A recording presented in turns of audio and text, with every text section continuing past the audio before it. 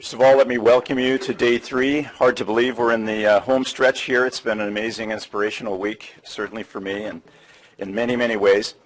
And you know, when Thomas and I first thought of this conference and tried to conceive of it, probably our idea was to see if we could demonstrate some optimism in this idea of achieving what you'd call sustainability in groundwater and agricultural nexus. And of course, that particular holy grail would be something everybody would interpret a little bit differently. We've certainly heard that during the course of the week. But I hope you felt a little of that optimism as you've attended the sessions and heard the information that this band of experts has shared with us this week. It's been pretty amazing. And the good news is that we've got another day of it, and we'll start with our panel this morning. But just before I get started, I wanted to share a little story with you, something that happened last week when I was attending a meeting in Canada, where the topic was long-term land management, and some of our First Nations leaders were there. And it was very interesting to hear their perspective, but they educated me in a concept called the 7-generation stewardship. Has anybody heard of that concept? Really interesting. So the way that works is that what they refer to it as originally from the Iroquois government nearly 1,000 years ago, and it was known as the Great Binding Law of the Iroquois. Essentially, it holds that appropriate to think 7 generations ahead, about 140 years into the future, and decide whether the decisions we're making today would benefit children 7 generations into the future. And so one of the sort of comments or quotes that I gained from it was that they said that in every deliberation we make, we must consider the impact of the 7th generation, even if it requires skin as thick as the bark of a pine. So when you think of it, what you have to do in deciding it, and our first speaker today will probably know that feeling in terms of generating policy. But the concept itself, I think, is distinctly relevant to our challenge this week of looking at sustainability in agriculture, considering how long it takes for impacts on quantity and quality, and likely how long it will take for what we implement now to have a long-term effect. So that great binding law, as it implies, needs us to have that sort of reasoned forward thinking in everything we do and in the actions we take and policies we develop to achieve that long-term sustainability, even though it may not be very popular at the start. And so to that end, this morning's session was designed really to look at the progress we've been making along that road to sustainability in groundwater in the agricultural landscape, using different tools, applying different policies, and looking at it from those points of view. And our panelists are all true leaders in the field, and I think we have a really interesting session this morning for you. So in terms of format, we'll use the same that Thomas developed yesterday. We'll have, each of the speakers has maybe 20 minutes or so to give us their presentation and remarks. We'll have a chance at the end of that for specific questions for each speaker. Again, we'll try to focus those really on that presentation, and at the end we'll have everyone up here and we'll try to have a session at the very end where we can do more general questioning and talk about that. So let me start by introducing our first speaker for today, and that's Ms. Ann Mills. Ann Mills is the Deputy Undersecretary for Natural Resources Environment in the United States Department of Agriculture and USDA, with specific responsibility for Natural Resources Conservation Service. This is a federal agency with primary responsibility for working with private landowners to conserve, maintain, and improve their natural resources. Ms. Mills brings a position over 20 years of policy management experience with government and nonprofit conservation advocacy. And her topic today, groundwater sustainability in America's farmland with a question mark. So that'll get us started. So please join me in welcoming Deputy Undersecretary Mills this morning to start.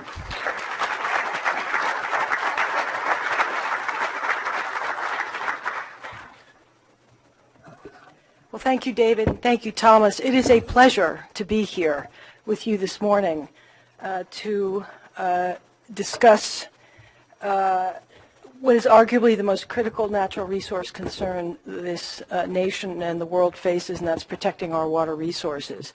And it's particularly important to be focusing on the groundwater question, which to my mind has been somewhat of a missing link in the policy side, at least at the federal level. So we have a lot of catch up to do here. And certainly this session, and looking at what you all have focused on the last 2 days and into today is really quite remarkable. I wish I could have been here for all of it. As part of my job at USDA, I am not only do I work closely with NRCS, but I'm also very focused on what the work we're doing across USDA on water, and in particular drought. And so this is a personal passion of mine, and it's just thrilling work to be in because there is no better time to be focusing on this than now. So I got to California a little early. I was in Mariposa County just yesterday, surveying the effect of drought on agriculture and the forests down there.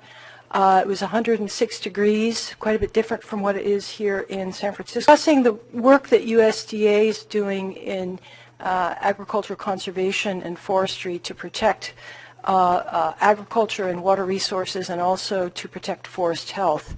And some of the landscapes I saw, they pointed out that 80–90% of the conifers in the viewscape were either dead or dying.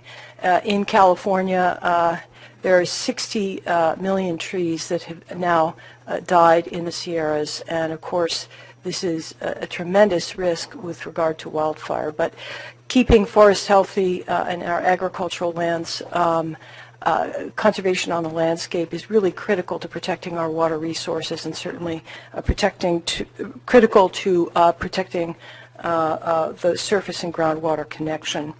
What I'd like to do this morning is to give you an overview of the breadth and depth of USDA's role in the water space. And I'd also like to talk a little bit about what the department is doing in conjunction with our federal sister agencies as part of President Obama's directives on climate and drought. I think it's really important to get this holistic sense of where we're investing our resources as part of giving you a sense of how you can work with us, how we can partner together going forward. I've also got to admit it's a little bit of a shameless advertisement for Track C that's coming up after the break here. USDA's, it's going to focus on USDA and National Insights in Action, and that's where you're actually going to hear from the real experts in the department, some of whom are here sitting in the audience today. So I'm sure if I make a few errors, they will very happily correct what I say. I know Noel is smiling over there right now. So when people typically think about the federal agencies that are very active in the water space, the so-called water buffaloes, they typically think about the U.S. Army Corps of Engineers, they think about the Department of Interior and their Bureau of Reclamation or U.S. Geological Survey, they think about U.S. EPA, but they very less often think about U.S. Department of Agriculture. And what I'd like to do is challenge that idea this morning. Of course, these other agencies have, do, and will continue to play a significantly important role in this space, but USDA brings tremendous resources to the table here. Certainly, agriculture is a major user of ground and surface water in this country, accounting for approximately 70% of the nation's consumptive use of water. Water is critical to our national and international food security needs, but the department recognizes, and Secretary Vilsack early on recognized the importance of protecting our water resources for all users. And our strategic plan includes protecting our nation's water resources for both people and ecosystems. The department brings significant financial and human capital resources to bear in this work. It has an annual budget of $142 billion. We have more than 85,000 staff in Washington, D.C. and across the nation and overseas. And a portion of these investments and this talent pool supports more than 12 agencies and offices working in the water space within the department. And through these investments in public and private land management, infrastructure, research, emergency response, and more, we have been able to work with communities all across the nation. Just our private land conservation programs alone through the Natural Resources Conservation Service and the Farm Service Agency since 2009 have invested more than $29 billion to help producers make conservation improvements, working with as many as 500,000 farmers to protect more than 400 million acres, to boost soil and air quality, to help protect water availability, and to enhance wildlife habitat. So how do we stack up against other federal agencies? Well, I'm very happily borrowing from a great graphic that the Public Policy Institute of California generated earlier this year, where they compared, this is a snapshot in time in 2014, USDA's investments in water as compared to other federal agencies, and you'll see here in, I guess it's sort of an orange here, USDA's portion in water infrastructure, ag, water, and land stewardship and emergency response. All told, we accounted for more than 63% of those investments in western states. So we play a significant role here.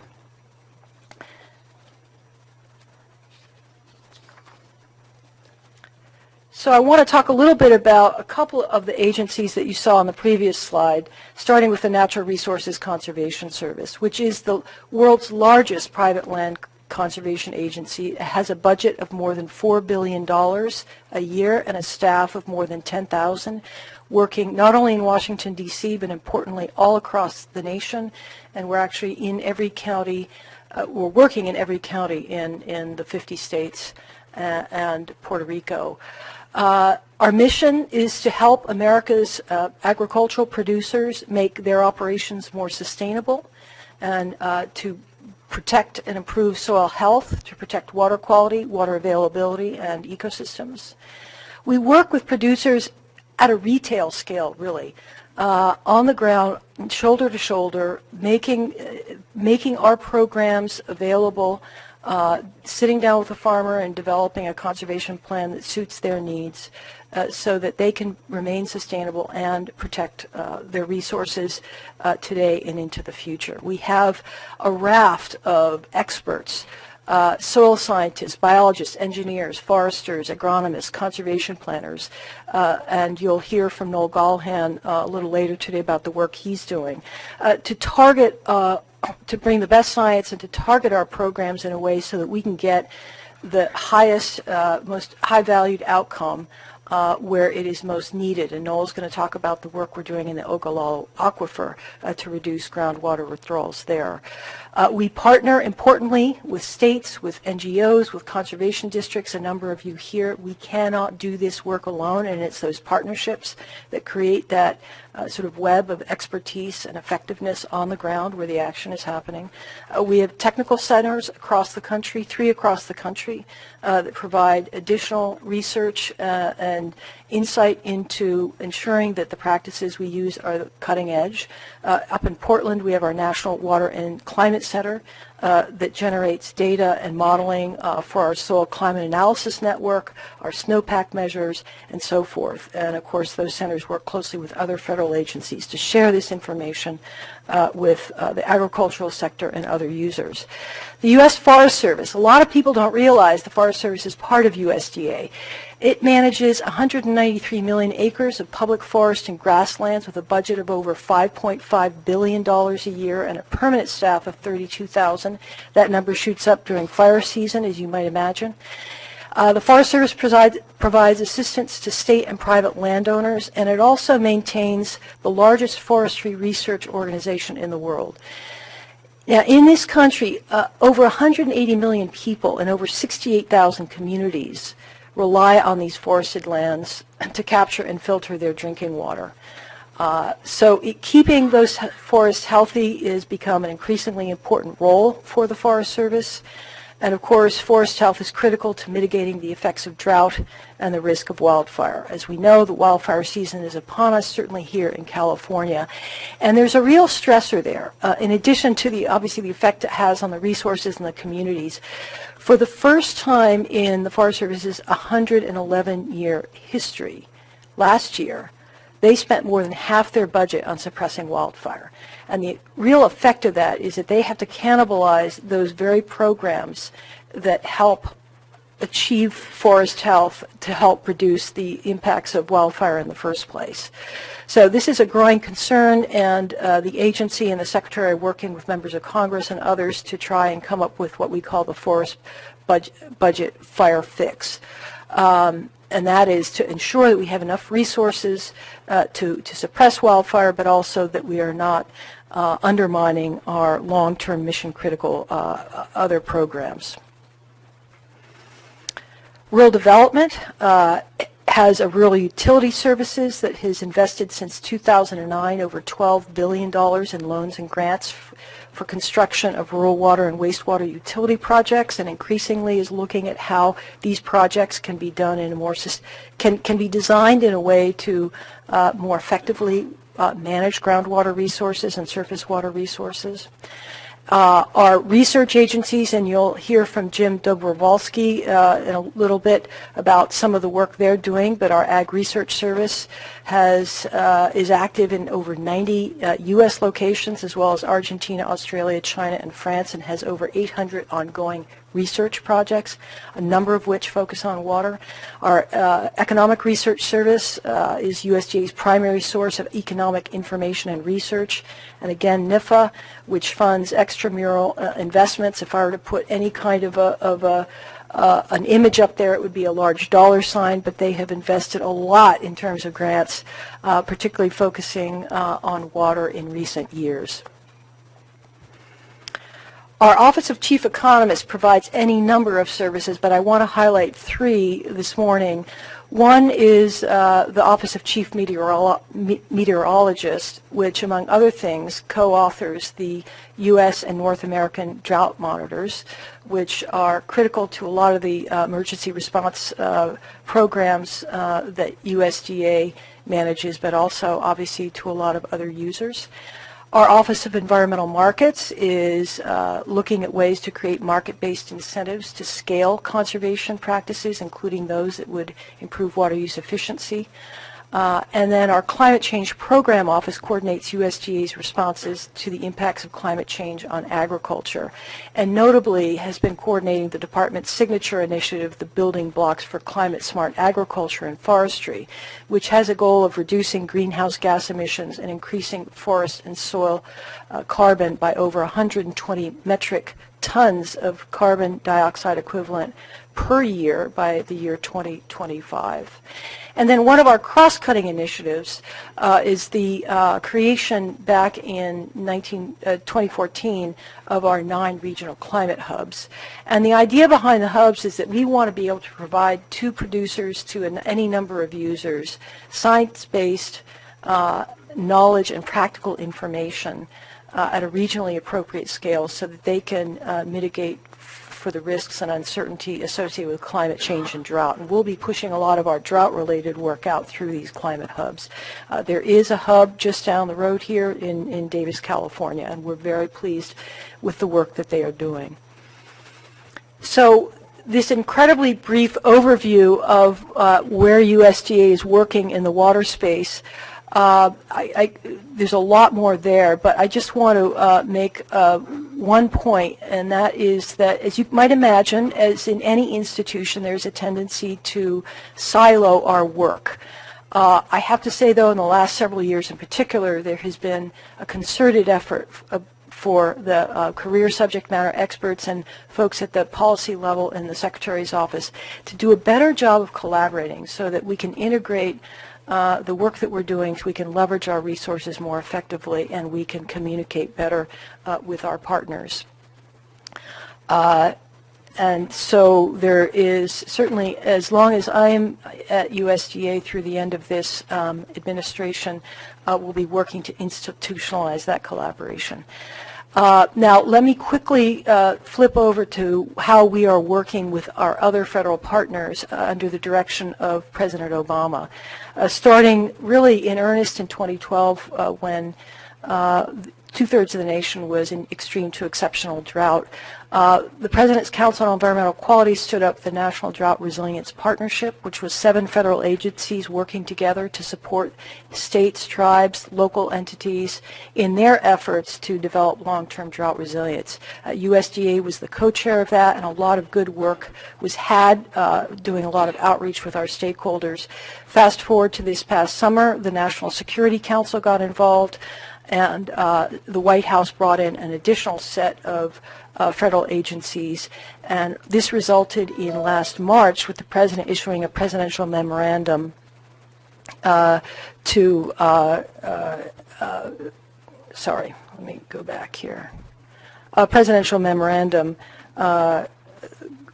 directing these federal agencies to develop long-term drought resilience as a long-term goal. It established 6 goals with 27 actions underneath those goals. It established USDA as a permanent co-chair, and I think what's important to note here in terms of these goals is that they were developed through a lot of outreach with stakeholders, as were the 27 actions. So you will see a lot of your work embedded in these documents. I encourage you to go to the White House website to look under the hood and to see what some of the things we're actually accomplishing here. I do want to call out 2 goals in particular and their related actions because they are directly related to groundwater and because they directly engage USDA. One is our partnership with NOAA, the Department of Interior, and the White House Office of Science and Technology Policy to improve and integrate data collection and monitoring capabilities for water use and availability, bringing in the groundwater, surface water, snowpack, soil moisture data sets, and making them more accessible and available to multiplicity of users. A second involves our rural utility services working with state and tribal entities to do a better job of making certain that those communities that are at risk for compromised groundwater systems are actually developing longer-term plans, emergency response plans, and we're actually conditioning future grants to ensure that they're tied to communities doing the appropriate level of planning. So again, I encourage you to go to the website and learn more about what we're doing at the federal level to advance long-term drought resilience. Let me just end with a couple of final points here. First of all, as I mentioned at the beginning, your focus on protecting groundwater resources really is critical and in my mind has been a missing piece of the puzzle as we work to better understand where our water resources are in time and place. And it is critical if we're to develop a holistic approach to water management. It's critical to understand the groundwater nexus so that we can ensure agricultural and food security, water security, economic prosperity, and healthy ecosystems. Agriculture and forestry very much need to be part of the equation. We need to be part of the conversation early and often as we're developing these policy solutions. But we also can bring a lot to the table. And to that end, USDA wants to be a partner in this work with you. Our mission success depends on that engagement with all of you. And recognizing the upcoming transition of this administration, we are committed to achieve measurable high-value outcomes over the next 6 months, but importantly to create the momentum going into the next administration. And so a lot of what we're doing really does rely very, very heavily on the career experts, the passionate individuals, some of whom you'll hear from in Track C, who are just very committed to focusing our resources in the right place and to achieve our collective goals. So with that, I'm happy to take questions if we have enough time.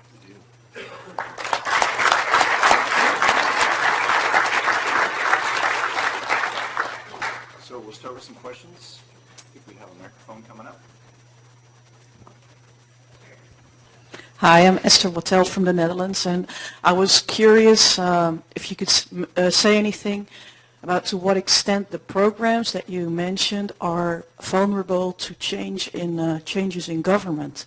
For instance, in the Netherlands, we have a multi-party government, and we used to have a Ministry of Agriculture, but we don't now. It's now part of the Ministry of Economic Affairs. And it's the same with, depending on which parties are in the government, there are budget cuts on environment or not. And I think you have elections coming up, and I was wondering.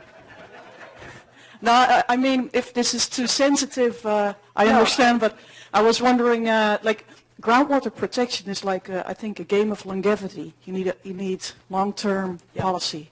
I was wondering, how vulnerable are you to changes in government? Thank you. Yeah.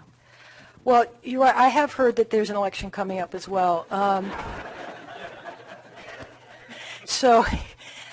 Well, you know, we've got a couple things happening right now. First of all, USDA, the lion's share of USDA's programs are authorized under the Farm Bill, and the Farm Bill was passed in 2014, and there's one that will be coming up, in theory, in the next, 4 years from then, in 2018, 2019. It kind of depends on what's happening in Congress. But that really drives a lot of how we do our work, and then the actual funding level is certainly driven by the appropriations bills that work through Congress. But, our hope is that we don't see dramatic changes. We've certainly seen budget cutbacks that have affected our work, but we have a very talented group of career staff at USDA who are nimble in figuring out how to shift dollars to focus on the highest priorities, while obviously staying within the boundaries of the statutes, their authorizing statutes.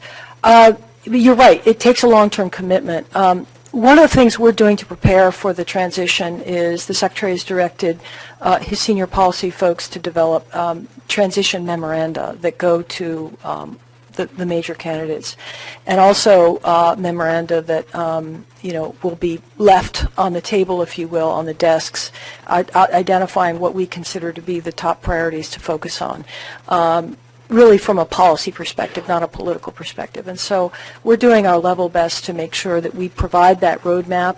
As to when it ends up happening, it's a little hard to judge, but our work, our judgment is science-based, and they're just a really talented group of people at USDA, 83,000 standing behind, who really know what they're doing. So hopefully there'll be some continuity there. One more quick one. Aha. Then I have the last question. My name is Korsten de Brink. My question is a little bit in line with the question of Esther.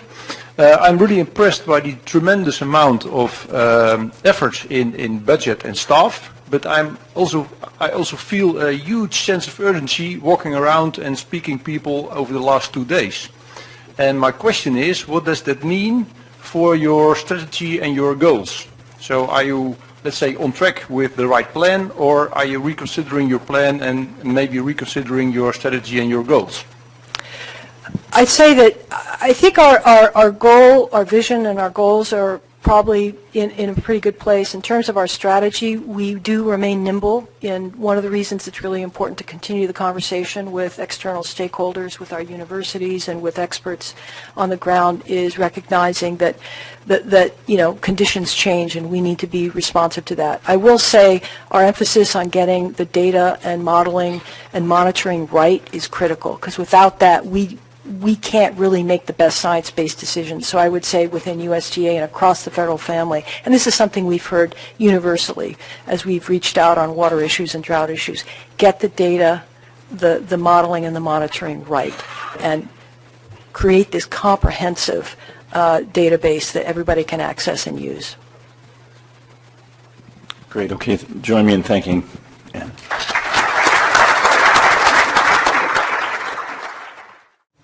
Okay, so we're going to switch topics. We're going to start looking now at international policy tools for looking at sustainability, and we're delighted to have Guillaume Gruyère with us. He's a senior policy analyst with Natural Resource Policy Division, Trade and Agricultural Directorate at the Organization for Economic Cooperation and Development, OECD, in Paris. and he leads OECD's policy work on agriculture and water since 2013. He's recently published a report, Drying Wells and Raising Stakes, on the management of groundwater use in agriculture in OECD countries, based on a comprehensive international survey of groundwater management instruments that he's going to talk to us about today. Thank you. It's a pleasure to be here. Thank you to the organizer for inviting me and giving us an opportunity to present the work of OECD. So, as David mentioned, I'm going to talk about recent work we've done on policy instruments to manage groundwater use in agriculture. So I'll focus mostly on quantitative side here. We wish we could do more on quality, but we start with quantity. And it was great to know that this was basically the first report that OECD ever published specifically on groundwater. So it was a little achievement for us, but it's just the beginning of what we should do. So to start with, what is OECD, you might wonder. For some of you that don't know, so this is the Organization for Economic Cooperation and Development, based in Paris. It's an international organization with 34 member countries. So you see them in dark blue here. So we have North American countries. We have a lot of European countries, Turkey, Israel, Chile as well, Australia, New Zealand, and Japan and Korea. So it's a large set of different types of countries that tend to be developed countries in general, but that have similarities and differences. And what we do is we analyze policy, get data from those countries, and try to get to comparison. And half of what we do is write report, the other half is bring those results to a discussion table. So you have people for all those countries around the table, and they discuss what one country does compared to another one, and they get something out of the discussion. So the report I want to talk about today was actually published at the end of last year, released actually at UC Davis in October 2015. And it talks about different types of aspects that David mentioned. Is based on a comprehensive survey of management instruments in the countries that we look at. So it actually benefited a lot from contribution, in particular from our U.S. counterparts, from USDA in particular, that took a lot of time to fill our questionnaire, but also other countries. And so what I want to talk about is 3 points today. First, give you a very rapid overview of what do you mean, what is the status of agriculture groundwater use and the challenges in OECD countries. Second, what policies exist and are employed to manage groundwater use in agriculture today. And third, what are the conclusions of this report, which combine a lot of economic analysis, literature review of success and failure. Is there any way we can look at, policy packages that could help moving forward? So, the status of agriculture groundwater use, basically, as you might expect, is a key asset for agriculture in semi-arid regions of those countries. The total estimate we try to get from the countries as of 2010 was around 123.5 cubic kilometer per year. So that's as of 2010. We don't have more recent data. And irrigated area by groundwater is around 23 million hectares. So to give you a better impression of it compared to other countries internationally, so India is way bigger than all the 34 countries in terms of groundwater use and agriculture groundwater use. And China is lower. But of course, bringing those countries together is a bit artificial. So, but you still see on this the dark bar is the agriculture versus the other uses. In OECD, it's about 56% of groundwater use for agriculture.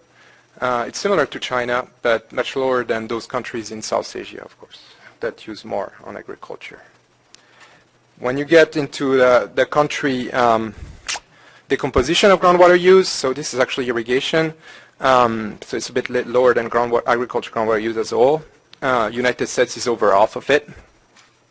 Then we have Mexico and a lot of southern European countries, Turkey, Italy, Spain, Greece. And then you have also Japan, Korea, Australia, that have a little bit of, some significant number of, some significant use of groundwater for agriculture. So I'm going to talk mostly about those countries. In the report, we also explain, we try to get data from the literature on the benefits of groundwater for the farmers. They, of course, find it very popular. It's an asset that they want to preserve, not only against natural, climate variability, but also because it's water that you can use on demand, because it's usually higher quality water, although it might change.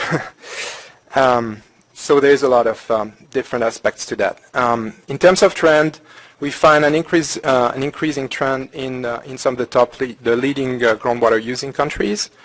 Of course, there was a very high rapid acceleration of use in the 20th century, and now the acceleration is decreasing, so a slower pace, I would say, in those countries. Here you have the countries where we had time series data available, so 1990 and 2010. When you look at national official data in those countries, even though they have developed lots of time series that are very, very sketchy. They have like 3 years and then 9 years of nothing and then 2 years and then 1 year, and you don't know where it's come.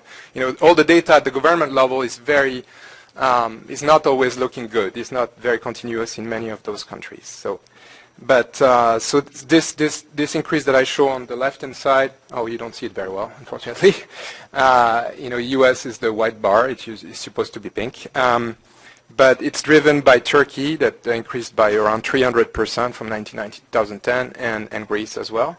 But of the top 10, you see on the right-hand side, that's visible, that 5 of the top 10 have increased use a little bit, or at least a lot in some of those. And then Japan is the only country that has actually decreased groundwater use in agriculture steadily from the 1990 to 2010.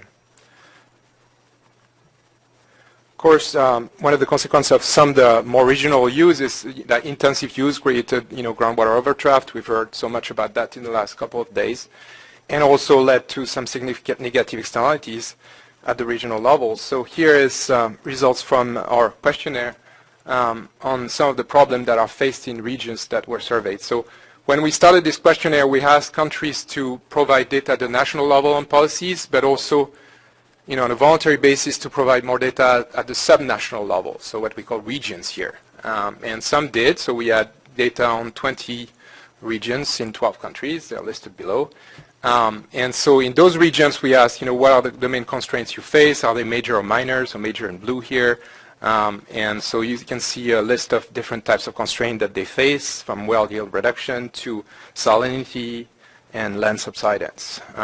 What I can say from this graph is that each of those challenges is appearing in at least 20% of our little pool. It's not a huge pool of data, but it's still interesting to see that basically challenges are spread out in many regions around the world in the countries we looked at. So what do you do with that? So that's the core of the report. We started by discussing, using the economic literature as a background, what is the role of policy basically in managing groundwater use when you have those challenges in particular. So it was a chapter actually drafted by Nick Brozovic, who is in the room. So we relied on his expertise, and we started by discussing, there's discussion in the economics literature about whether management is always useful or not. We argue here that when there are long-term depletion and or negative externalities, there is a real clear role for policies. But then what policies is the second question. It's much more complex. So we looked at a very large panel of types of policies on the demand side in particular. This is a very simplified table. In the report, there's many more types of instruments we look at. And so we try to look at, what is the advantages and drawbacks of using each of these instruments from an economic perspective, and the conditions for success. And so for instance, in this table, regulatory instruments, some of them that we look at, we call entitlement. Some countries it's permit-based types of policies, or rights, groundwater rights. There are quotas, quantifications, quantitative restrictions, zoning, well spacing, etc. That's the first row. Some of those are really good for controlling use effectively. Some of them, there are costs, there are issues of how do you allocate quotas, there are issues of enforcement. And of course, the design is critical, and you need expertise and flexibility. So it doesn't work in all contexts. And that's basically the same message we have for all the different instruments that we categorize as economic also and collective action based here. On the supply side, we also look at, what about adding or storing water? Again, you find a lot of different options. I list some of them here in terms of, what types of things you can do. We heard so much about recharge types of instruments here in this conference, so these are embedded there, some of them at least. But there are also surface water-based types of instruments. There are some of them are costly, but they can also be effective. They relieve the constraints. The main difference that we discuss, and it's not surprising to many of you, I guess, but is that when you focus on demand side, you try to optimize the problem as it is to change the behavior of the users. So hopefully it can replicate in the future. When you move on the supply side, in many cases, you basically move the constraint away rather than solving the problem. So, it might come back in the future if you add more water to the problem. Then you might have farmers using more water as well. So we sort of argue for demand side instruments as before moving to supply side instruments. Moving to the results of the survey on which instruments are actually used in OECD countries. The main results that we have, of course, with limited time, I won't talk about all of them, but it's typical graphs like that where we show the blue bar here is at the national level and the other bars are at the regional level. It's the number of response that said they had those instruments. Here is the regulation as an example. You have regulation on the approval of new wells, groundwater withdrawal restriction, mandatory metering, regulation on the expansion of irrigated land. And if you look at the same on the economics side or on the collective action side, you have similar pattern, which means that they're relatively flat. You don't find in each category of instruments, and I think we looked at around 50 or so instruments that are favored by all the regions or country. They actually better use each of them a different set of instruments. So it's very difficult to get many conclusion from it in the sense that maybe each of them has some merit, of course, as we said before. But what can we get out of that? And I have a little text here that shows that also legal systems differ widely across the countries and regions. Another way of looking at it, a little bit more complex and hard to see maybe, it's using this kind of spider web diagrams. So here are all the 20 regions that we looked at. They are around this spider web. So you see 4 regions of the US, so the southern High Plains Aquifer, the northern High Plains Aquifer, the Mountains Pacific West, and the Mississippi Alluvial Aquifer, and so on and so forth. You have Netherlands, Japan, and so on. And the lines in the middle that are all going in different directions represent standardized indices of the use of different types of approaches, so economic approaches, regulatory approaches, etc., and so forth. And so the black line, as an example, is what we call other types of controls. So these are not the typical instruments that control groundwater, but other types of controls that could affect groundwater. So on land, for instance, and so on and so forth. So the black line shows that, in some regions it's more used because it's further from the center. So that's the one on the lower right hand. So it's the Spanish region and the Portugal one, also in France, but not so much in other regions, and so on and so forth. So you don't find many clear pattern, except maybe that in some countries that are not federally governed, of course you have similar types of regulation in the different regions. When we saw this diversity, then you wonder, is it really because there are different groundwater system and groundwater constraints? Of course, maybe we know that every aquifer system is different, so it might make sense to use a different set of instruments. So we only have 20 regions, so we can't do a huge comprehensive study, and we can't look at effectiveness because we have only cross-section data. We don't have time series. So all what we do in this book, I think, would call for more research to make it more comprehensive and get more learning from comparison of instruments. But what we can do is more qualitative maybe, or semi-qualitative, comparison and correlation, pairwise correlation across the indexes that we built. And we find that regions that exercise sort of less control of groundwater tend to be those that have higher use and more demand outside of the ag sector as well. Is it causality or not? We can't argue, but it could be. Economic and supply side approaches are more used in regions with high groundwater stress, so that makes some sense in my view. But overall, we don't find any specific correlation between the scope of management, so the involvement of government in terms of putting more and more types of instruments, and the importance of what we call groundwater stresses, being not only the fact that there could be overdraft, but also climatic stresses, no surface water available, and so on and so forth, high demand by other sectors. So here on the horizontal axis, you have this stress that I just mentioned, relative agroclimatic and other groundwater stress. Again, it's sort of a standardized index, so it's to compare regions. And on the vertical axis, you have the relative importance of public management approaches.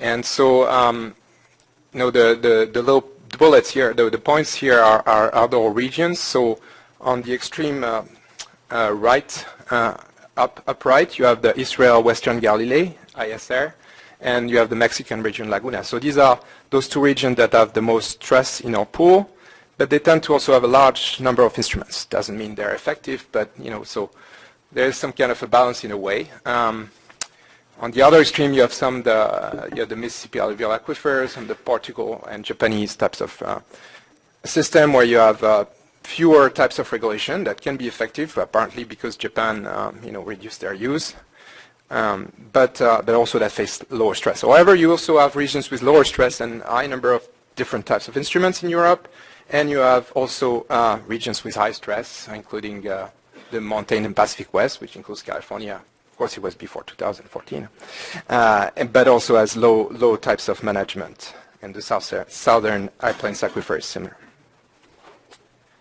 Now, to finish with my last part, what do we get out of all this analysis? And we did not only look at economic literature, but we also looked at the successes and failures that were found in the countries that we looked at in the literature. So we probably reviewed around 300 papers, and many of you maybe were authors of those papers, so thank you for giving us all the food for thought. And so we get to, it's very difficult to get some kind of a consistent framework knowing that you're at the international level and that aquifer systems are so locally specific. But still, talking to different people, we thought we found some kind of general rules or guidelines that could be useful in many situations and adaptable. First thing we find is sort of it's a 3-tier package. For all groundwater irrigation system, we think that things work better for management if you have those general conditions. First, a robust deformation system. Turns out that in lots of the regions we look at, there's not much data that is available to the policymaker. Maybe it's available in the scientist lab, but it's not really put together in different agencies. They don't talk to each other, so nobody really knows what's happening in terms of use, recharge, etc. So as surprising as it looks, it's actually happening. Use groundwater conjunctively as much as possible. It's very easy to say, of course, but it's essential to the system working. Think about it, at least, when you put together your management schemes. Further, the use of direct approach rather than going to very indirect ways of controlling groundwater. It's better to look at the use itself. Favor demand-side instrument, I mentioned that before, enforce existing regulations. Lots of countries, especially in the Mediterranean, have hundreds of thousands, if not millions, of illegal wells. So if you try to control the use from the wells that are official, then you're missing the point because they're going to still continue to use it in some other places. And remove surface incentive. A lot of agriculture policies still sort of support options that are very water intensive. And in some cases, there's also energy types of subsidies in Mexico and India in particular that are still there and creates a lot more incentive to use and overuse groundwater. In regions with intensive groundwater use that face those long-term overdraft and or the negative externalities, we have what we call a tripod approach, which means we think it's better to have a combination of instruments, not just one. If you put off one of those pots, then it will fall. So you need to have a backbone of regulation system. You need to have some kind of components, types of economic instruments, and it's on purpose. This is very vague because then you can choose the types of instruments that seems to more adaptable in your situation. And then the collective management, meaning you want to involve the local stakeholders and to take into account the local specificities.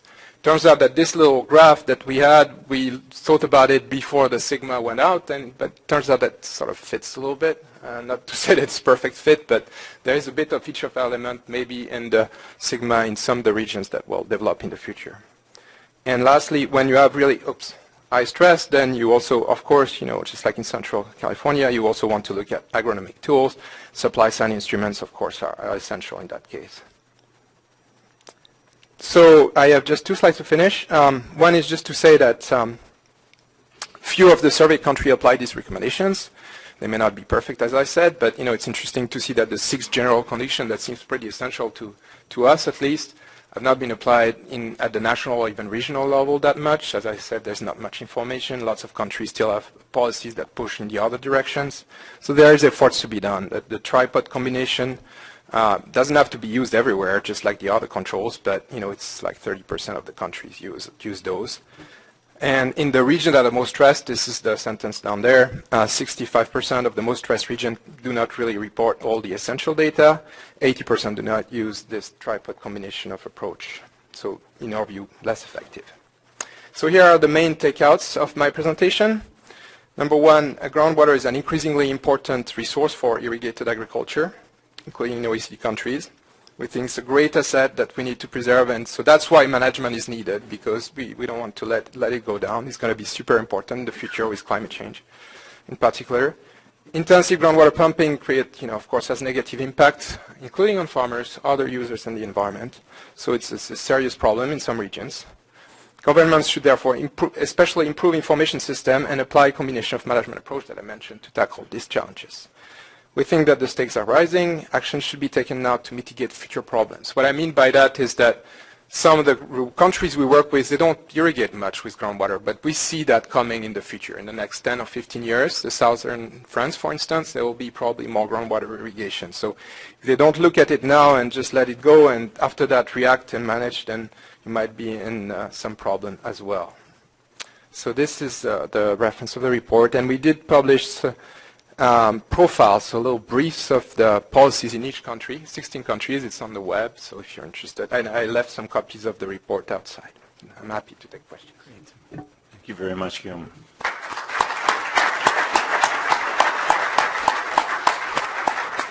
We'll take a couple of minutes for questions here. Let's start right up the front. Thanks for your presentation. It was a nice talk. I was somewhere halfway. I was a little bit shocked by one of your plots stating subsidence as a minor problem. I'm from the Netherlands, and 2/3 of our nation is subsiding into the North Sea, with also 2/3 of our agricultural production. I think the same counts for Louisiana, New Orleans, here the Sacramento Delta. So maybe it's the type of analysis that you did, but it's also a very important groundwater-related problem, also affecting food production and food safety, because we have now already increasing impact of salt intrusion via groundwater and surface water. So maybe you can comment on that. Very good point. Thank you. So I should say the data came from the people we work with, which are officials of each country. I didn't actually collect the data, but it turns out that so these are based on the region they looked at. So maybe in the Netherlands they didn't mention it maybe as a major, but it means it was still there. I can't, I don't have the data in front of me, but they might have suggested it as a minor in those regions. But we can't, we are sort of dependent on those data, and our government themselves report those issues. So they might also lower sometimes of the, the constraint that they are facing based on the knowledge they have, or, so. I don't say that the Dutch delegates didn't do the right work, but maybe they should have been more serious on that one. I personally am very much aware that subsidence is a big problem, and we put that forward in the report, definitely. Thank you. So I have two questions. One is, in relationship, like in California now, groundwater tends to be very local. It's not like a really big single aquifer. So you have regulation planned to be very local, yet at the same time, when I listen to a lot of this, it's really more on a national level, which really doesn't work in the United States, but at least on a state level. So really trying to understand that balance between local, regional, state, national in terms of the thinking. And then the other question is, certainly again from the California situation, a lot of the tension is surface water supply versus groundwater usage. And in this whole conversation, you're only looking at the groundwater side. And so I have to admit, when you say, well, just go after demand first, I think for us in California, the conversation is more like, well, can we have more of a conversation about how to improve the supply side? And then it's easier to have a conversation about the demand side because there's a lot of tension going on there. So again, I was just curious where surface water, groundwater supply interactions fed into your thinking. Thank you.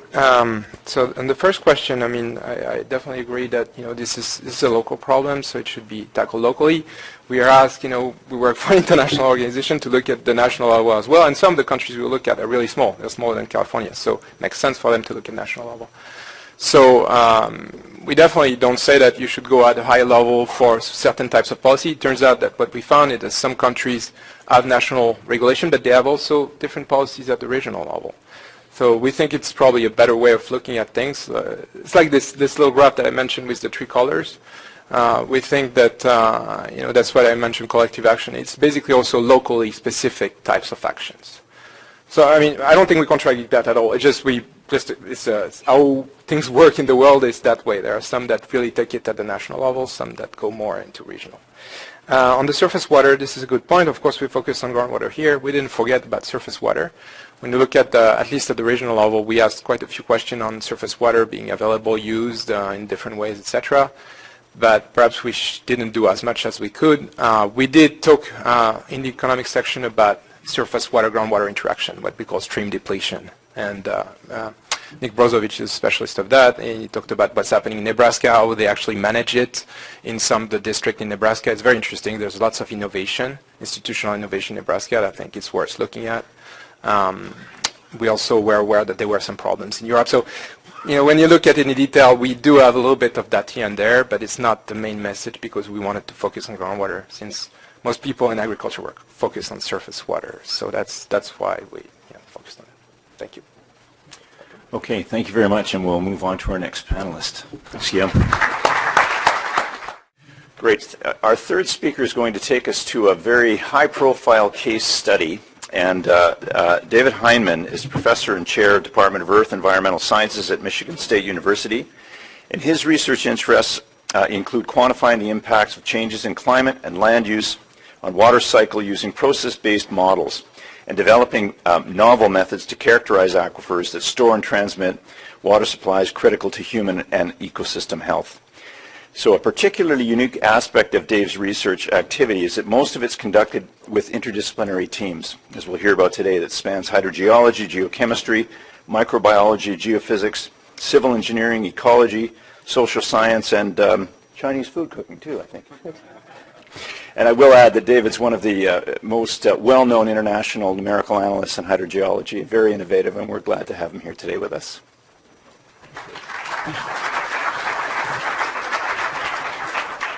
So I'd like to begin by thanking Thomas and Dave for the invitation today and also for the leadership in pulling this conference together. It's just fantastic to see everything from growers to scientists to people in government in the same conference talking about these important issues.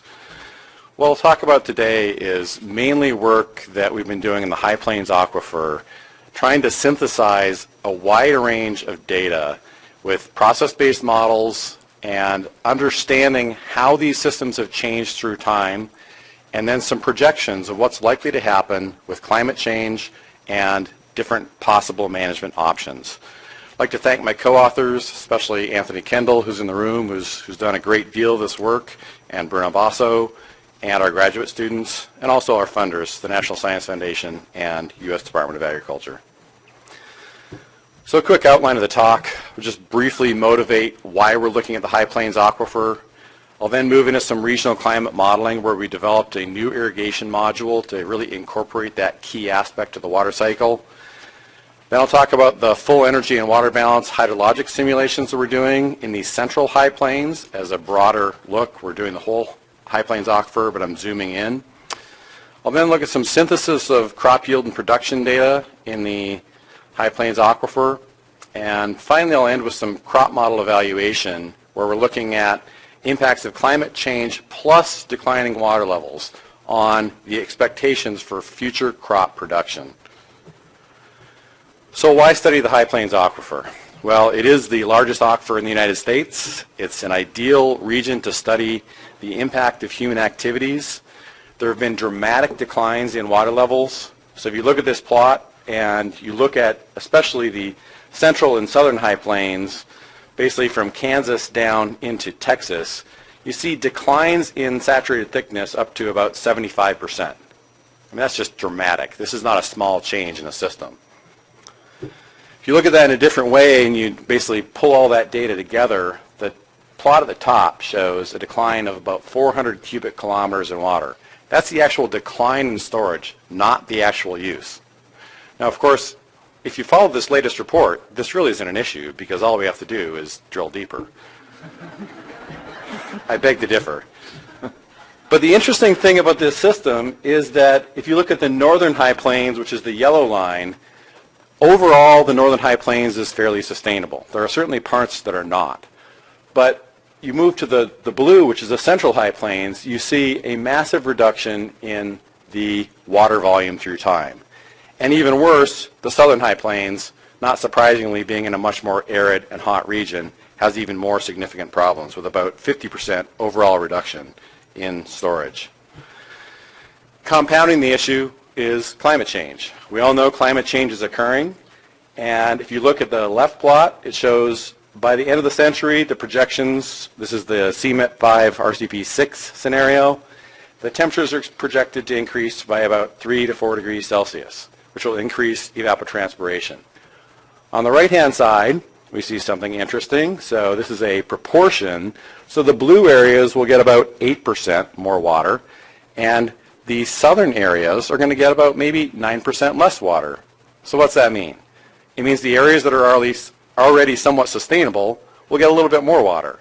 The areas that are already highly challenged are going to get less water if these projections are correct. That's a real concern.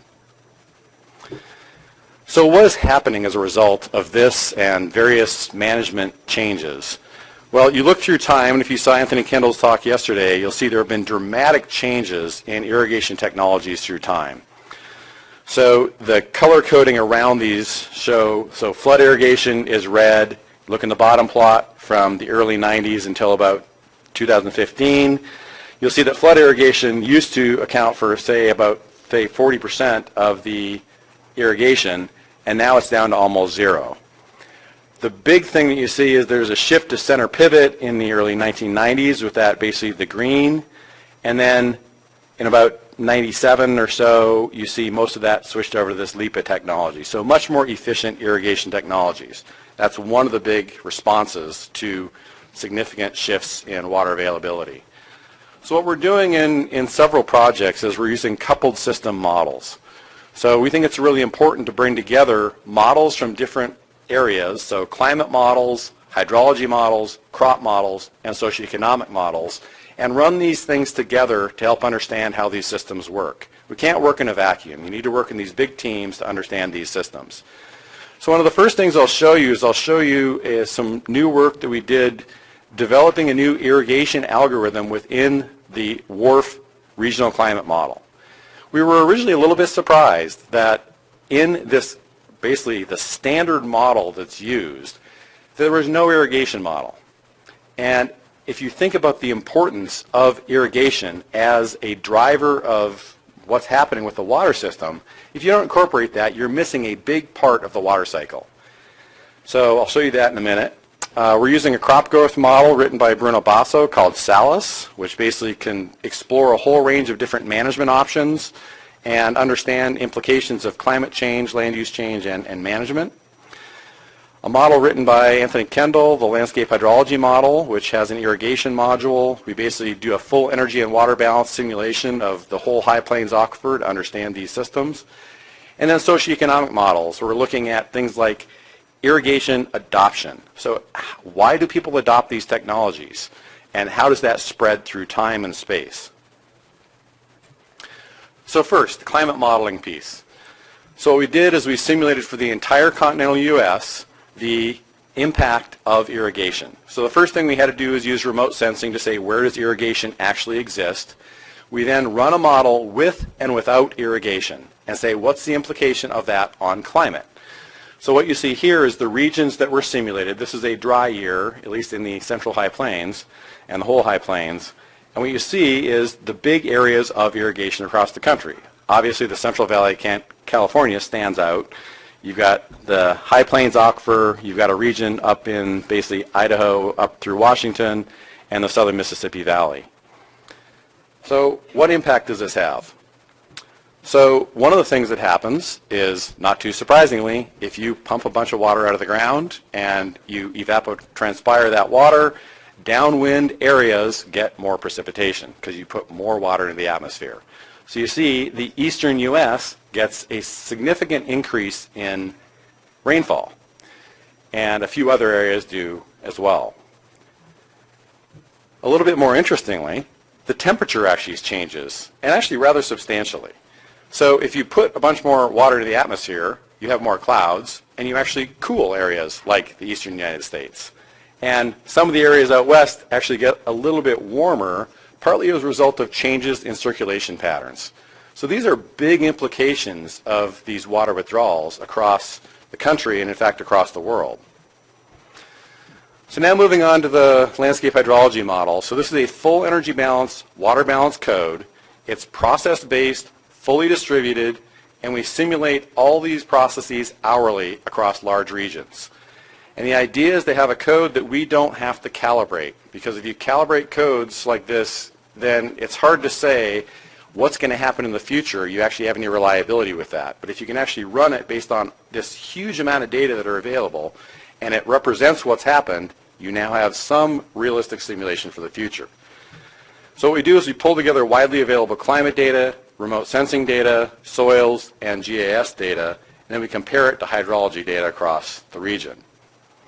So as I said, I'm zooming in the central high plains. We're simulating the whole high plains, but it's too hard to show that here.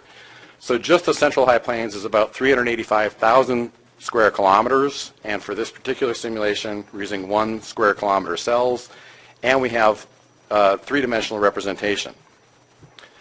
One of the really important data sets that we have to pull into this system is the soil data. So the Surgo soil data is a very fine resolution data that tells us what the properties of the soil are. What do we most care about for the hydrology? It's the hydraulic conductivity. So we basically had to develop algorithms to take this data and fairly seamlessly pull this into hydraulic conductivity across the whole region. We also use remote sensing data from NASA. So this is data coming from the MODIS sensor, leaf area index. So effectively, every 8 days, we get 1 kilometer resolution data that started in about 2000.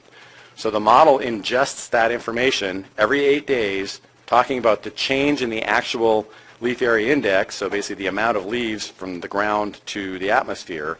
And that, of course, is really important to drive the transpiration function in the model.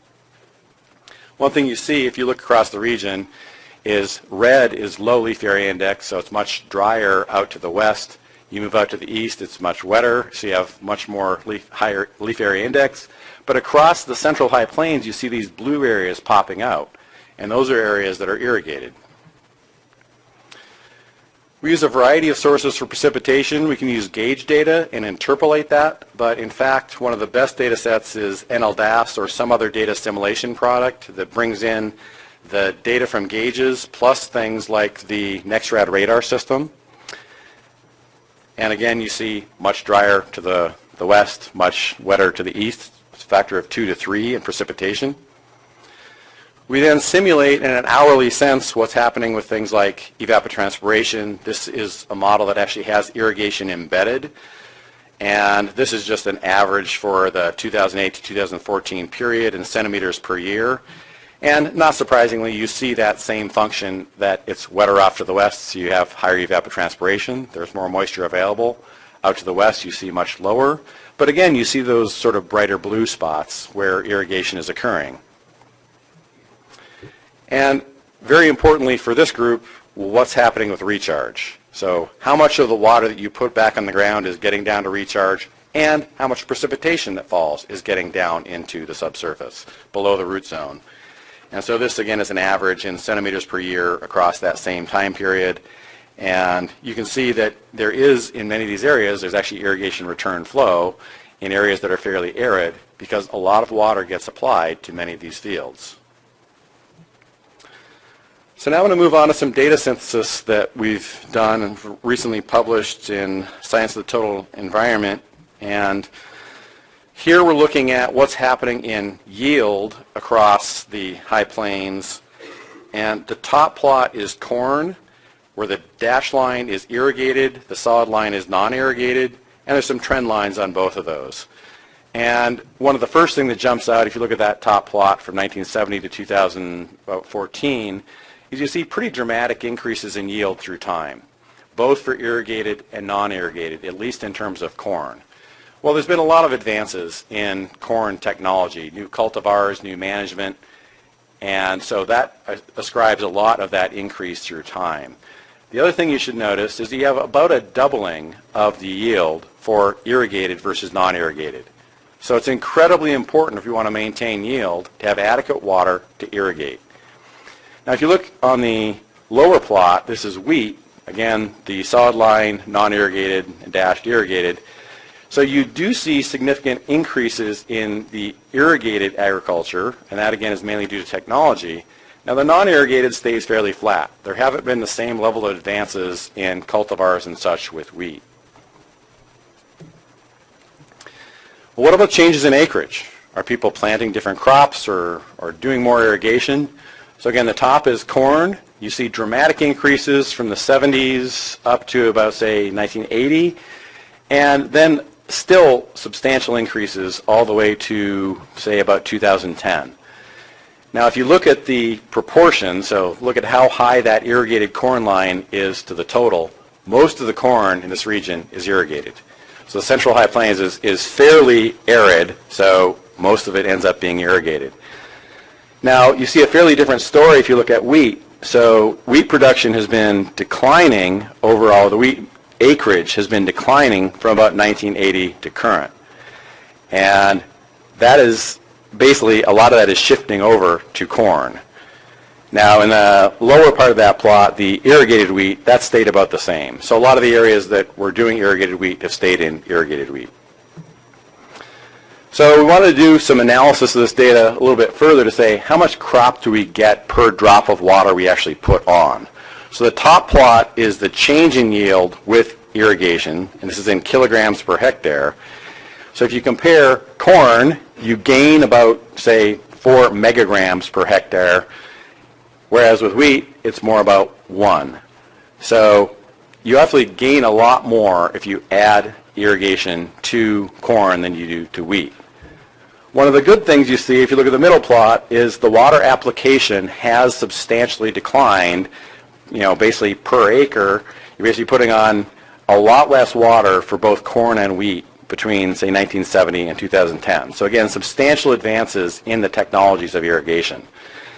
And then the further analysis of that is the yield of water per actual applied, the yield increase per applied water. You see these, again, substantial increases in corn, moving from about 5 up to about, say, 16, and not as much in wheat.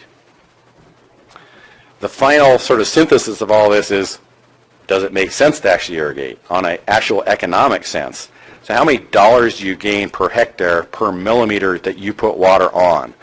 And corn is basically going to say about 2 to, when you see the big spike in corn prices there around 2009 through 2011, you see then you're getting up around 4, and now it's coming down because of the prices of corn. So basically it's integrating all that information.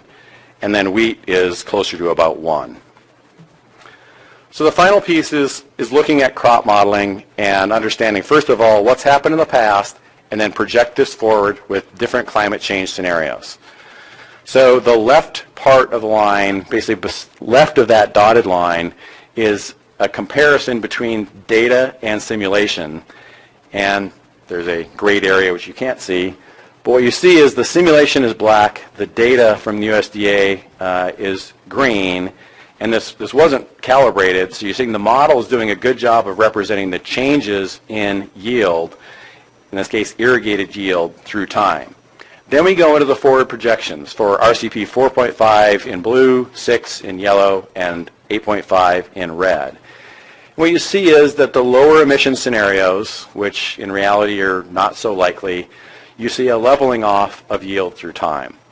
More concerning is if you have RCP 8.5, the high emission scenario, you see pretty dramatic declines in yield.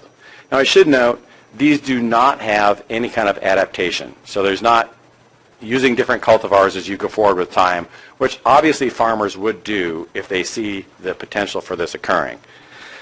Well, this is only one piece of the step. I'll come back to this in a minute and show you what happens to production. But I also want to show you what happens with wheat. So you don't see the level of decline of wheat. Well, wheat's a C3 plant, and CO2 fertilization is actually pretty important for wheat. So the model actually accounts for that CO2 fertilization, so you can actually see increases in wheat yields to the future as a result of climate change. Not to say that we should do climate change to improve our wheat yields. Now, the yield is one piece of it. Now, as I said, we have dramatic declines in water levels, and we're already seeing in the central and southern high plains areas that are losing their ability to irrigate. Basically, they don't have enough saturated thickness, they can't irrigate any longer. So we need to figure out what's the likely production change with climate change and change in water availability. So this is just a plot showing what areas have already basically had problems, and those are in red, so they already really don't have enough to do high volume irrigation. By 2050, it's the areas in yellow. By 2100, it's the areas in green, leaving basically the white areas that can irrigate after the end of the century. So we combine this, and now we look at the projected crop production, climate change plus water availability.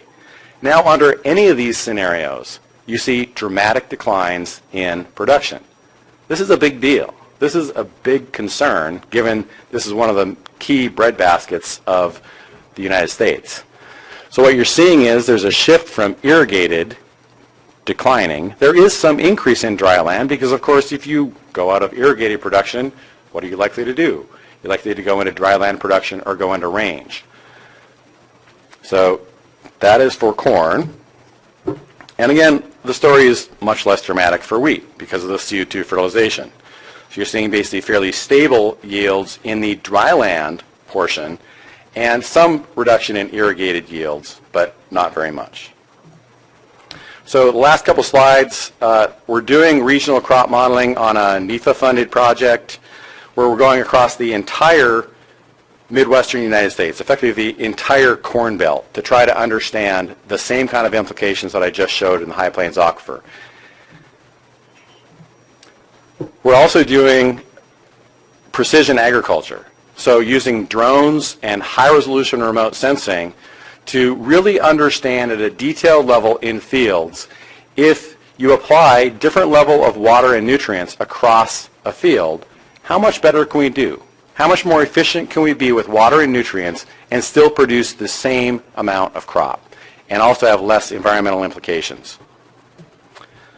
So in summary, the Central High Plains and Southern High Plains are clearly very far from sustainable. Decline in storage of about 400 cubic kilometers, to put that in perspective, that's about the volume of Lake Erie. So that's a lot of water. Irrigation alters regional climate, and it should definitely be included in these regional climate models and also hydrology models. Climate change is going to exacerbate our water and food production challenges. As you see, irrigation across the Central and Southern High Plains is going to decline because of water availability, and that will lead to reductions in crop production. So this is leading into this NEFA project that we're working on now, which is helping develop climate, nutrient, water smart technologies that couple these high-resolution remote sensing products with process-based models. So that, I'd like to thank you, and if you have any contacts, send here. Thank you very much, David. Let's take a couple of questions. Right beside you. So what would it take to do the same thing for California with all the specialty crops and perennial crops? So the model is developed to do all of that. In fact, we use things like the cropland data layer, or as we saw at an earlier presentation here, if there are maps of what the actual crops are, we can apply these same technologies here. In fact, we have a proposal pending that would do all of the main irrigated areas of the United States. So hopefully that gets funded and we could work here. There was a question right at the front here. Yeah, and then we'll go to the back. Is your model with the added irrigation package, regional, global, calibrated or not? It is the only piece where we do calibration is in a groundwater model. We have to calibrate hydraulic conductivity because there's generally not enough information. And there's a component of the irrigation module that is not well understood, which is basically how much water do you actually lose from where the spray is to the ground. There's a huge amount of data, but the drift coefficient that's associated with that is really kind of all over the map. So we're going to have to do some really detailed work, and it's probably going to involve some calibration and looking in the detailed data to get that component right. Good, and there's one at the, right over there, thank you. Probably you'd answer the question already, but just follow up. It's very interesting to see, David, your results and an effect of irrigation in the climatic model, especially that caught my eye. Do you see that evident also in the observations in the region, like in the, could you find some correlation between irrigation going up in the last decades and then temperature changing and precipitation changing in those regions? So we've done a little bit of comparison between our models and data in these two papers that we've published, and there is some indication that that's occurring. One of the things that we like to do is actually really look in that whole concept in much more depth. I mean, one thing that's really difficult with climate data on its own is to say, what do you actually see as trends, right? Because there's so many things that cause variations in the actual climatic data. But there are some linkages between what we're seeing in the climate model and the data. We have one more at the back there, I think, and then we'll... Thank you. This is really powerful, and I appreciated it. I live in a world with one state, and I know how I would use this information to take to one state, but you're dealing with how many states? So what are the steps to get this in front of the policy, legal framework, people who need to be coming to terms with this? It's an excellent question. So we're doing about 8 states in the High Plains project, and we're doing many more than that, basically, again, the entire Corn Belt. So what's a way to get that in front of people that are making choices? Well, one thing is conferences like this. Taking that next step and turning these things, like really getting in front of the people that are truly making all these decisions, I wish I knew the answer to that. We are in academia, and mostly we're trying to write papers and present to people that hopefully are going to take that next step or get us in touch with people that are. Let's thank Dave for a stimulating talk this morning. Thank you very much. So for our last talk, we're going to bring a lot of this together with modeling and policy and history as we go to Denmark. And Anker Hoberg will present to us some work that they've been doing in Denmark over quite a long period of time. Anker was here for us on Monday's workshop on nitrate and kept us definitely on point in discussing how to manage these problems going forward, which was a great contribution. He's a senior researcher in the Department of Hydrology in the Geological Survey of Denmark and Greenland in Copenhagen, and he serves as a principal investigator on the project Future Cropping, coordinator of the research project Transport Reduction of Nitrate in Danish Landscapes at Various Scales, or the TRENDS project, and as a principal researcher in the research project Soils to Sea on nitrate transport in the Baltic Sea, project leader for research development, a project for national scale of modeling of nitrate transport and degradation. Do you ever get to sleep? Please welcome me or join me in welcoming Anker to the podium. Thank you.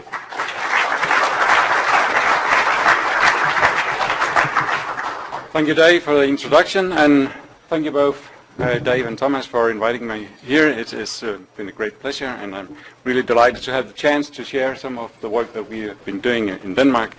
My talk is going to involve a little modeling, but not as far as sophisticated as what we have just heard. Instead, I would like to try to see if I can make a little peek into what is going on in Denmark and what has been running on the political scene along with the modeling that we have been done. Signing up for a conference like this, you have to turn in your title well in advance, and mine is utilizing natural nitrogen reduction in natural regulation. But since it's a long time and things are moving quite fast in Denmark for the time being, I had to add a little subtitle, and that is, or not. I'll try to work you down on that, but first I will try to set the scene. We are now in the northern part of Europe, a small country, Denmark, roughly 1/10 of the size of California. We rely 100% on groundwater for drinking water. With 60%, agriculture is the dominating land use. We are around 5.6 million people, but we manage to produce around 25 to 30 million pigs a year. So this challenge of managing both intensive agriculture and the freshwater system is definitely not new to us. How well we do it, that's another point. Well, what really kicked all this management and regulation off in Denmark was back in the mid-80s, where we saw the fishermen in the media bringing in dead lobsters that they have been fishing in the Danish oceans. And that initiated a series of different action plans, starting in the mid-80s, actually well ahead of the European Water Framework Directive that was put in force in 2000. And we had a lot of different action plans, and they were actually very successful in reducing the surplus of nitrogen and also the load to the freshwater system, so it was nearly half during this period. And also when we looked at the groundwater system, we saw that there was a decline in the nitrate concentration in the groundwater system. So it did really well with all the action plans, but still we experience hypoxia, and we have done it recently. And one of the reasons is that we have a lot of coastlines, we have a lot of inner fjords, where we have a very vulnerable recipients. So according to the Water Framework Directive, we have to work out different management plan in river basin management plan in different cycles, and we just released the second cycle this year, and estimated what is the need for further reduction. And some places we are okay in Denmark, but in some places we have to reduce more, even up to around 50% of the current load. And please note, this one is a bit peculiar, special in the colors. So what you see in white is actually the places where we don't need to do any more, and the green ones is where we do need to have more production. So the black green is the area where we need to reduce the most. Yes. So the present challenge is now that further amendments are needed, and we have different sources, of course, for nitrogen, but farming is by far the most dominant in that one. Historically, our regulation in Denmark has been uniform. That means applying the same restrictions all over, no matter of the local conditions. And it has been successful, as we have seen. But if we are going to move further down that track, it's going to be very expensive. So we have to come up with some new ways of doing it, some new innovative measures, and do a different regulation strategy.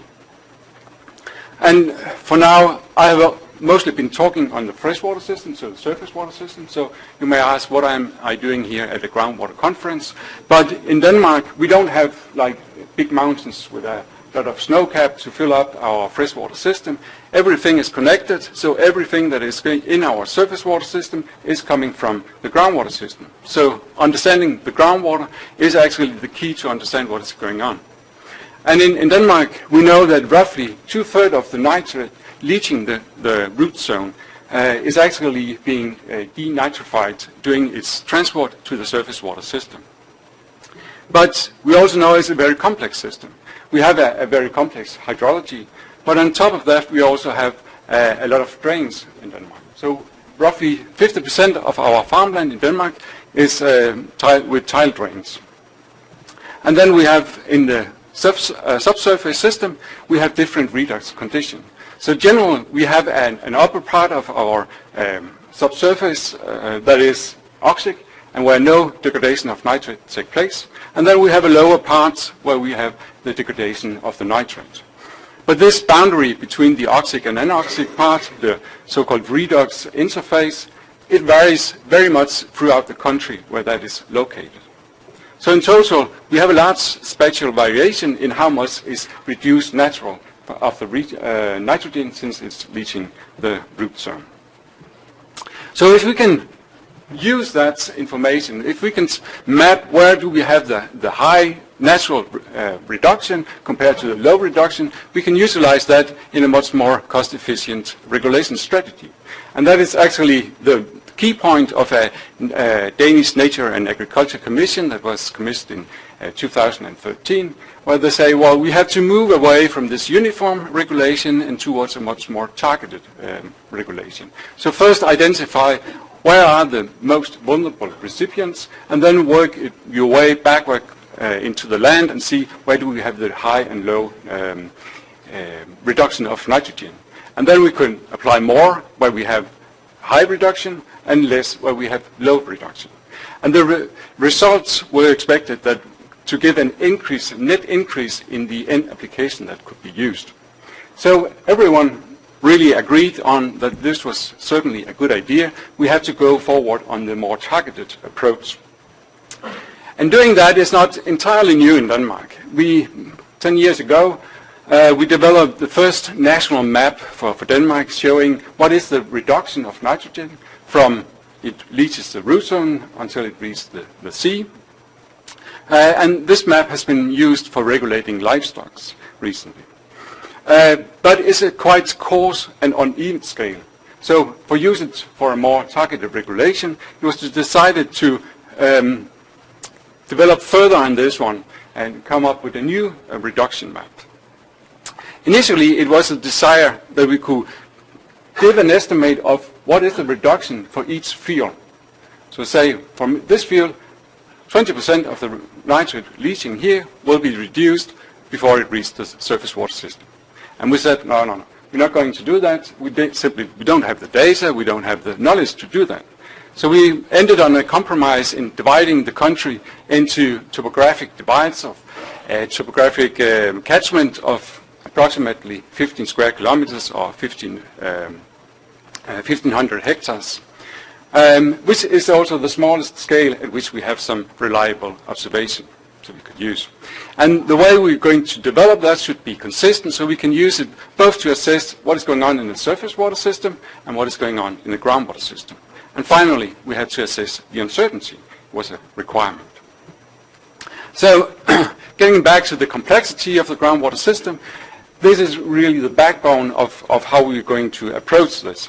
And for this we use the national water resources model that we have in Denmark, in short the DK model. It's a hydrological integrated surface water groundwater model that is constructed for the entire country. It's linked to the national databases, and it's a model that we have been developing on continuously for the last 20 years, also in collaboration with the regional authorities to get information on from detailed studies on, for instance, geology. But of course we need to couple that with other information, so we couple different existing models. We have a model for estimating what is the leaching. It's a leaching model developed at the Aarhus University, a statistical model. And then we have for the groundwater component, we use the national model in combination with an information on where is this redox interface located throughout the country. And in the surface water, then we have, of course, some point sources. And then for the surface water system, we also use some statistical models, and we couple it all together to one final model. And then the results, well, we can use it to compute what is the load to the different aquifers in the country. We can also use it to estimate what is the load to the surface water system. We can also work it backwards, and doing that we can estimate what is the degradation of the nitrate in the different compartments. So what is the degradation from the root zone until the surface water system? This is what is called the groundwater reduction here. And then what is the reduction in the surface water system itself? And finally, what is the entire reduction from the root zone to the sea?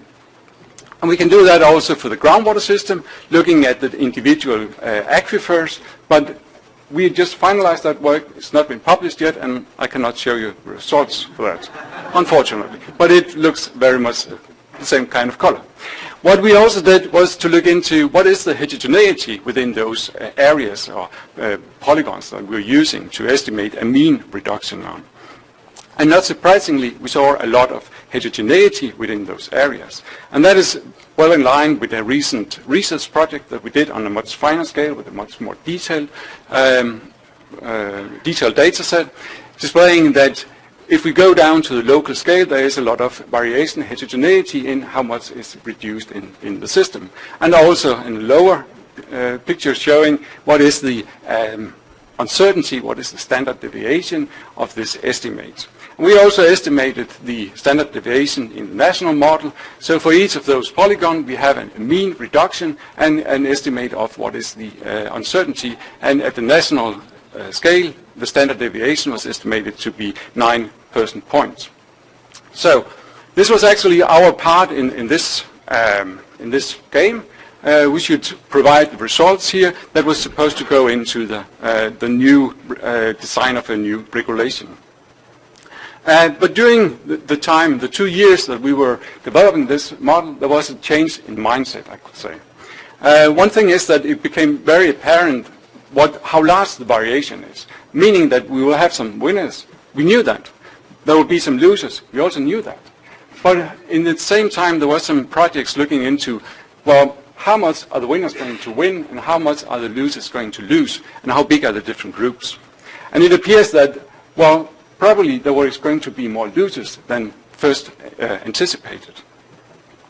Then also displaying what is actually the uncertainty and the heterogeneity of the system. And that means that we were not able to use it as at a field or a farm scale, which we had said all along, but which was actually the desire. On top of that, the financial system reacted. So the bank and the credit association said, well, we're not going to loan any more money for the farmers until we know what is the reduction from your farm, from your fields, before we give you any more loans, because that would be reflected in the price of the land. So, not surprisingly, it turns from everyone being really, well, this is the way to go, to someone say, well, we don't want this. And especially the farmer said, well, we don't want to be regulated by models. We want observations. And this is the first time one of my projects has hit the headlines so many times. Unfortunately, it's not in advance or to my benefits, but that was what happened. And what happened next was that we got a new government in Denmark, and the government said, well, we really have to move forward on this new regulation strategy. So just this year, February, there was a new Food and Agriculture Initiative agreed upon, and what they did was they removed some of the historical mitigation measures. One part is that we had a reduction in the end application. So if you have an economical optimum of end application, it's here, then it was reduced. This was one of the mitigation measures. This has now been removed. So this year the farmers can use more, and next year we are up to using economical optimum of end application. We had some buffer strips. They're not any longer mandatory. They can use it, but they're not mandatory. And then we have some areas that where you could not before use nitrogen, you can do it now. But while doing a regulation just by removing all the old mitigation doesn't help. So you have to put something else instead. And this new regulation is going to walk on 2 feet at least. That's how it looks like right now. We have one of those are the collective measures, and that is going to take part of approximately half of the reduction requirements. Characteristics on this is they are voluntary, they are compensated, and they're primarily off-field. So that is some mini wetlands in the edge of the field, or is it wetlands out in the surface water system, or converting the farmland to forest. And then the rest have to be gained by a targeted regulation.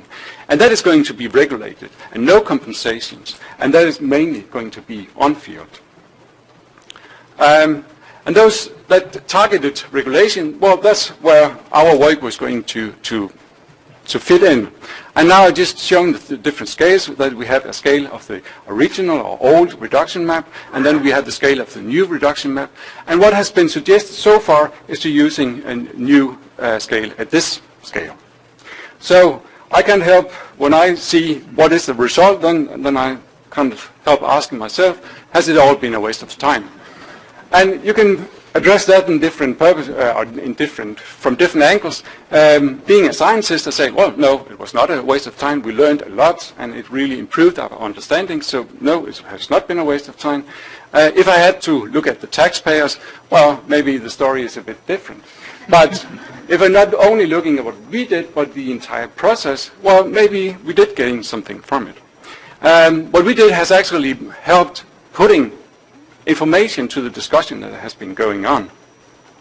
And it has challenged the centralized top-down approach to do the regulation at a very local scale. So there's big hope for a more site-specific solution. So no size fits all.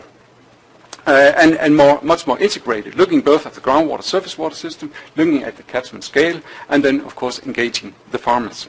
And on top of that, since they didn't want to be regulated on models, but on data, we actually have 200 new stations just being installed in the streams in Denmark right now. So the stream network is upgraded from 300 stations to 500 stations. So that was a good part as well. But we are in a very tight timeline. So the collective measures, they have to be implemented from next year on. We have to find out where to go and put them. And the target measures has to be implemented from 2019. And both the collective and the targeted measure, they should both be targeted. We really need to find out where to put them to have the best effect, of course. And getting back to our project, that's where I think, well, we still have a lot of knowledge embedded in what the work we did that has not been utilized so far. So I hope that I can persuade something and say, well, you still have to look at this. I'll just wrap up with the last slides of lesson learned. And as I said, I'm not from the political side. I'm a researcher, and I believe there could be said a lot on the policies.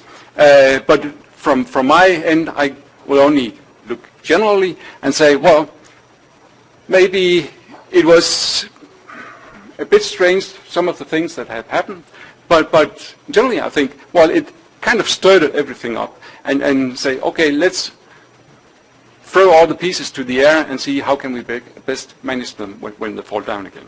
And we have seen a lot of projects during the last years with a lot of collaboration between the different actors.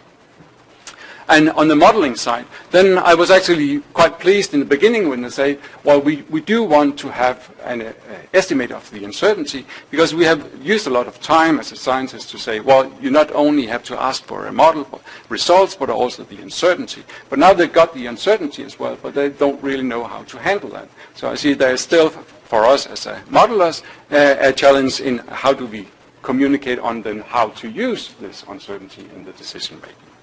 And that's all for me. Thank you for listening. Thank you, Anker. So what I'm going to suggest we do is I'm going to ask the panelists to come up to the front while we entertain questions for you, specifically in your talk, and then we'll have about a 10-minute period that we can ask more general questions. Thanks. So let's start at the back with, someone have a microphone for him. There, right behind you. Hi, thank you. How long does it take to observe a change at a station after a management practice changes on the ground? Could you repeat it?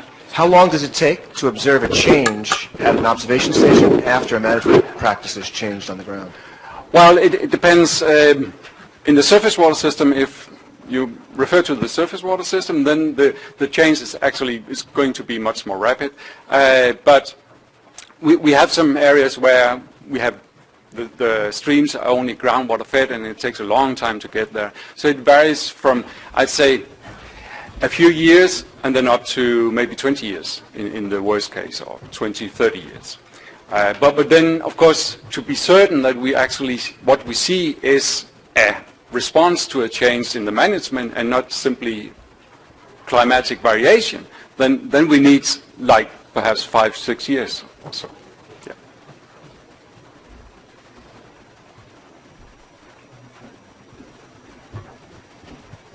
Just, you're the modeler sitting in Copenhagen. And as you say, this really helped to understand how to do it at a very local level. What are some of the things? Who's bridging to talking to the growers or the pig farmers about, okay, now what actually can you do in your location? As I say, given what you're calling uncertainty, the natural variability that's there. So who's the bridge in the Danish system, and how's that working? Yeah, that's actually, I think formally we probably are lacking that.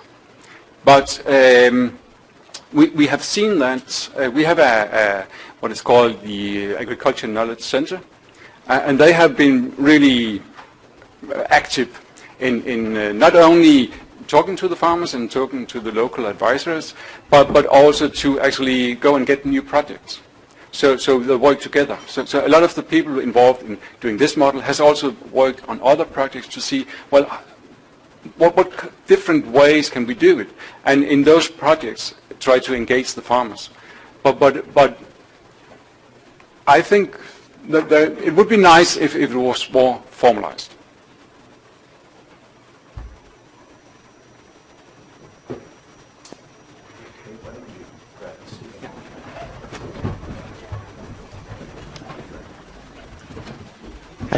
I just wanted to ask, was if the rationale was primarily or solely based on the impact to the ocean resources, and if those are equally distributed up and down the coastline, or if not, could you target some of those reductions in areas where the ocean resources are particularly sensitive? Are they on? I think so. Okay. Well, we had to look at both the groundwater system and the surface water system. And in the EU Water Framework Directive, the overall goal is to achieve good ecological status in all waters. And we are, of course, monitoring what is going on in the groundwater system. But in some of the inner fjords where we don't have a lot of exchange of fresh water, then they are really vulnerable. So the criteria in those areas is higher for the surface water system than the groundwater system. So that's okay. Thank you. It's interesting to see your talk, and we are trying to take steps in New Zealand to be more targeted and try to map those areas with high and low reduction capacity for nitrate. And I also often get these questions, well, this is going to change the land value. But we are not that far in the process as you have gone through. I got questions two to you. One is that this pushback from the farmers is purely because of the end reduction map you showed them, or it's also had some history behind because they were regulated for a long time and they're feeling a bit of push. And also, what would you have done differently to make it more workable if you had another chance to give it a go?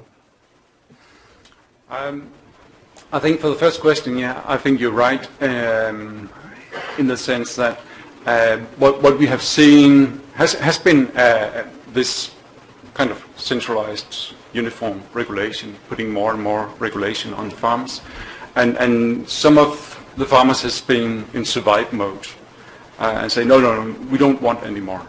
And that's actually why I think maybe this whole thing wasn't that bad at all, because it kind of gave a new way of approaching. But doing things differently, well, I mean, I don't know how much we could do differently, because in that context, we are really the scientists. We do the technical work. And all this collaboration and involvement of the different stakeholders, that was the part of the agencies. So they were managing that part. And actually, there was spent a lot of effort in having participation among the different stakeholders. But we saw also at the same time kind of a divide between the farmers, that some farmers was in one line, and others say, well, enough is enough, we don't want any more. So just remind everyone, we can project our questions to any of the panelists now, so anything that comes to mind, please. I have a question. It's okay.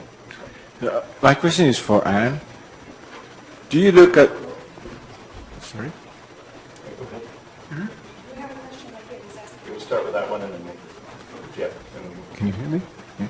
So my question is for Anne. Do you look at the general agricultural management as ways to change the whole agriculture into more sustainable from the food production, basically changing the diet? Is it any road that you look at?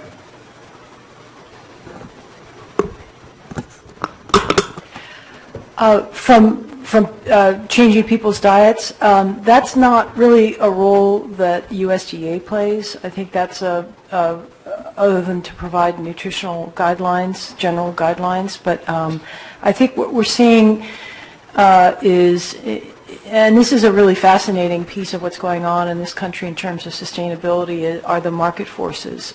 We have major agricultural, along the entire supply chain of agriculture, you've got companies that are looking to market to an increasingly demanding customer base for sustainably produced products, whether it's products that help improve water quality or protect habitat. And I think, to my mind, that's going to be a really important force going forward, and one that I think we all need to start accounting for. And one of the things that NRCS is doing is creating sort of a stewardship framework, helping producers get a feel for how effective their conservation practices are in improving natural resource protection so that they can position themselves in an increasingly demanding marketplace.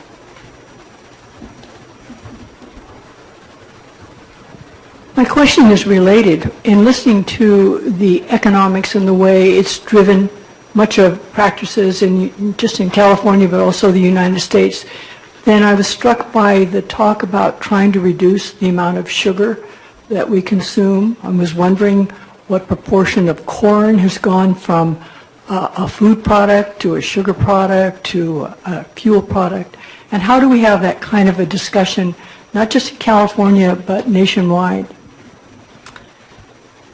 Yeah, as to the percentage of corn that goes into producing high fructose corn syrup and ethanol, I'm less of an expert on that. I couldn't really speak to that. To the broader question, I think, again, these are conversations that are happening at a state and federal level, that are happening in the marketplace.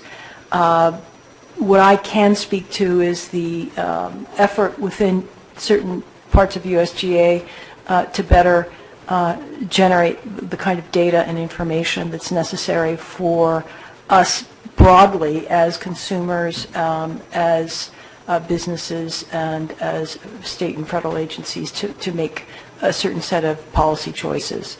But beyond that, I think there are others at USDA better suited to speak to specifics on that.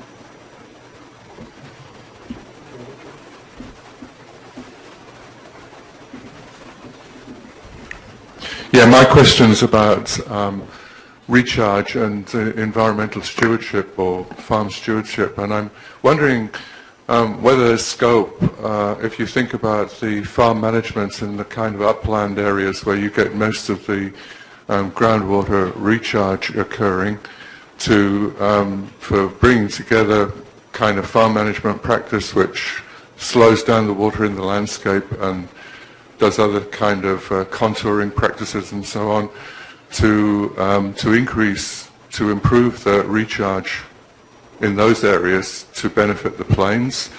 This is an idea which occurred to me talking to some of the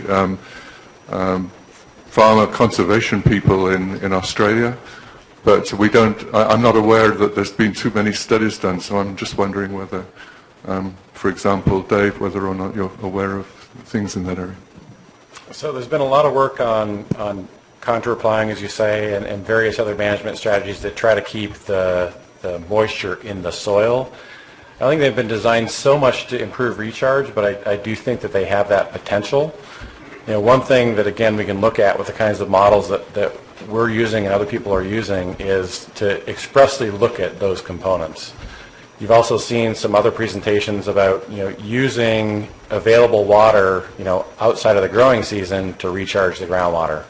So even in fairly arid regions, there are flooding events, and if we can capture some of that water and basically do conjunctive use management, And we can test the ability of that to work before we invest a huge amount of money in those systems through these kinds of models.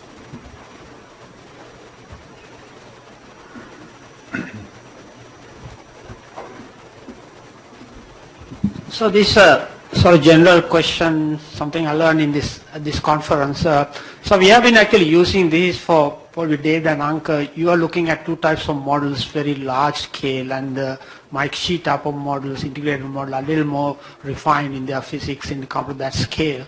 So I mean, in a way, the farmers or the growers' question, we don't want to be governed by models, may be a valid question, because I think we are looking at these large scale regional models, and then the physics of those models, bring climate drivers and other issues into these models, you may find that the physics at the scale of the farmer may be more important. The uncertainties, you may have difficulty convincing the farmers about the uncertainty. That uncertainty may be too large. The test will be like, once you get the 500 stations, what happens if you don't match some of the stations with some of your predictions? I mean, they have a very strong case. Your models are no good. Well, they definitely have. And we never tried to sell it like you can use it on the farm scale or on the field scale. For obviously, even though we use the most sophisticated models, we wouldn't have the data to support it. So that's actually what I meant by my last slide. So now we can provide some modeling and some uncertainty, but we still have to frame that into what is the scale that we're going to use it at. And then I think maybe educate some of the decision makers on when they hear the term models, they ask you, well, how much am I going to irrigate next year or something? They don't ask, how can I use the model to actually manage better in a way? What can the model do for me? And that's what we need to educate them in. Don't ask for the specific question, but how do I use this? It's a tool. How do I use this tool optimally? So this is a question for each of you on the panel, because you have sort of two folks working on the larger policy side and two of you on the research side. For your respective worlds, so US, Europe, or globally, and this is now a magic wand question, which I like to ask. If you had a magic wand, what would you change in our current regulatory policy structure to help us, and us meaning everybody from the probably really the growing and the water side, this whole complex we're talking about, to manage it better? What would you like to see happen? Because I think, as I'm hearing from the questions like to Anne, I think most people from Europe in the audience don't realize USDA has no regulatory authority.